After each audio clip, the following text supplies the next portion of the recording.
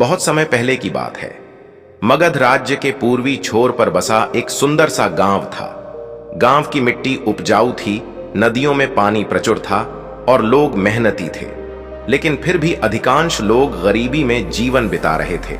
खेतों में फसलें उगती थीं, लेकिन जेबें खाली रहती थीं।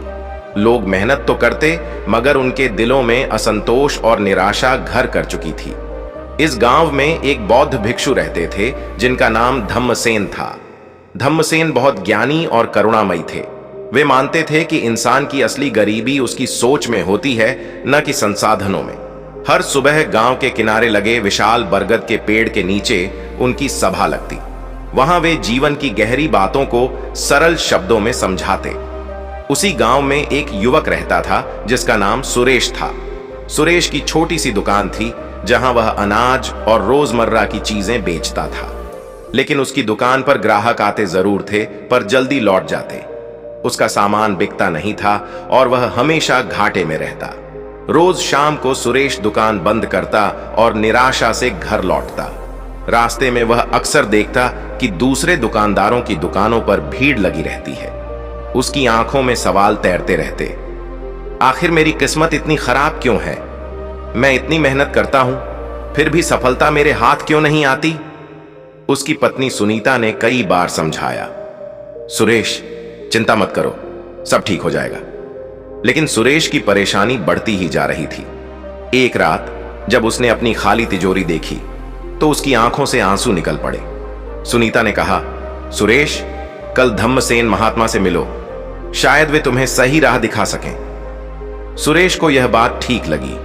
उसने तय किया कि अगली सुबह वह महात्मा धम्मसेन के पास जाएगा। अगले दिन भोर होते ही सुरेश बरगद के पेड़ के पास पहुंच गया। सूरज की हल्की किरणें पेड़ की टहनियों से छनकर नीचे आ रही थीं। हवा में ताजगी थी। धीरे धीरे लोग इकट्ठा हो गए। वहां बूढ़े, जवान, महिलाएं और बच्चे सभी धम्मसेन के उपदेश सुनने आए थे। जब सभा शुरू हुई तो धम्मसेन ने अपने शिष्यों को संबोधित करते हुए कहा, मनुष्य की असली समृद्धि उसके विचारों में होती है। विचारों की गरीबी दूर हो जाए तो धन संपत्ति अपने आप चली आती है। सुरेश ने हाथ जोड़कर कहा, महात्मन, मैं सुरेश हूं। मैं मेहनत तो बहुत करता हूं, लेकिन मेरी दुकान में कभी बरकत नहीं होती। कृपया मेरी मदद कीजिए। धम्मसेन ने मुस्कुराते हुए कहा, सुरेश, तुम्हारी मेहनत में कमी नहीं है, पर क्या तुम्हारी सोच में कमी है? मैं तुम्हें एक कहानी सुनाता हूं जो तुम्हें इस सवाल का जवाब देगी। किसान रमेश की कहानी। धम्मसेन ने बोलना शुरू किया। बहुत समय पहले की बात है। इसी गांव में एक किसान रहता था जिसका नाम रमेश था। रमेश बहुत मेहनती था। हर सुबह वह सूरज निकलने से पहले खेतों में पहुंच जाता और देर शाम तक काम करता। उसकी पत्नी माया और 2 बच्चे उसकी मेहनत देखकर दुखी हो जाते। लेकिन रमेश की फसलें कभी अच्छी नहीं होती थीं। उसकी जमीन से अनाज तो निकलता, लेकिन इतनी कम मात्रा में कि उसका परिवार बमुश्किल 2 वक्त की रोटी जुटा पाता। वह अक्सर उदास होकर सोचता, इतनी मेहनत के बाद भी मैं गरीब क्यों हूं? एक दिन जब रमेश निराश होकर बाजार से लौट रहा था, उसने रास्ते में एक वृद्ध साधु को देखा। साधु के चेहरे पर अजीब सी शांति थी। रमेश उनके पास जाकर बैठ गया और अपनी समस्या बताई। साधु ने मुस्कुराकर कहा, पुत्र, तुम्हारी मेहनत में कोई कमी नहीं है। कमी है तो तुम्हारी सोच में। तुम्हारा उद्देश्य केवल अपने परिवार का पेट भरना है। जब तक तुम्हारी सोच छोटी है, तब तक तुम्हें छोटे परिणाम ही मिलेंगे। रमेश ने आश्चर्य से पूछा, तो फिर मैं क्या करूं? साधु बोले, अपनी मेहनत का उद्देश्य बड़ा करो। अपनी फसल का कुछ हिस्सा दूसरों की भलाई में लगाओ। जब तुम दूसरों के लिए काम करोगे तो तुम्हारी किस्मत खुद तुम्हारे द्वार पर आएगी। रमेश ने साधु की बात मानी। अगले दिन से उसने अपनी फसल का कुछ हिस्सा गांव के जरूरतमंदों को देना शुरू कर दिया। इसके साथ ही उसने खेत में नए तरीके अपनाए और अपने ज्ञान को दूसरे किसानों से साझा किया। धीरे धीरे उसकी फसलें बेहतर होने लगीं। उसकी उदारता और नई सोच ने उसकी किस्मत बदल दी। रमेश अमीर बन गया, लेकिन उसका दिल पहले की तरह विनम्र और दयालु रहा। धम्मसेन ने कहानी खत्म की और सुरेश की ओर देखा। सुरेश, अगर तुम चाहते हो कि तुम्हारी दुकान में बरकत हो, तो अपने व्यापार को सिर्फ कमाने का जरिया मत समझो। इसे लोगों की सेवा का माध्यम बनाओ, उनकी जरूरतों को समझो, ईमानदारी से सामान बेचो और दूसरों की मदद करो। जब तुम्हारा उद्देश्य बड़ा होगा तो समृद्धि खुद तुम्हारे पास आएगी। सुरेश की आंखों में चमक आ गई। उसने प्रणाम किया और कहा, महात्मन, आज आपने मेरी सोच बदल दी। मैं अब दूसरों की भलाई के लिए भी काम करूंगा। कुछ सालों बाद सुरेश की दुकान पूरे गांव में मशहूर हो गई। उसकी ईमानदारी और सेवा भाव के कारण लोग उसी की दुकान से सामान खरीदते। याद रखो, सच्ची अमीरी वह नहीं जो सिर्फ तुम्हें खुश रखे, बल्कि वह है जो तुम्हारे साथ दूसरों के जीवन को भी रोशन करे। अमीर बनने की कला सोच में बदलाव और सेवा में निहित है।